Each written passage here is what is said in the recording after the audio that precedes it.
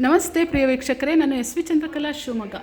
ನೀವೀಗಿಲ್ಲಿ ನೋಡ್ತಿರುವಂತಹ ಈ ಕಲ್ಲಿನ ಮಂಚ, ನಾವು ಬನವಾಸಿಗೆ ಈಗಷ್ಟೇ ಬಂದಿದ್ದೀವಿ. ಬನವಾಸಿಲೆ ರಘುರಾಯ ರಾಜನೆಂಬವನು ದೇವರ ಹೆಸರಲ್ಲಿ ದೇವರಿಗೆ ಮಾಡಿಸಿಕೊಟ್ಟ ಮಂಚ ಅಂತ.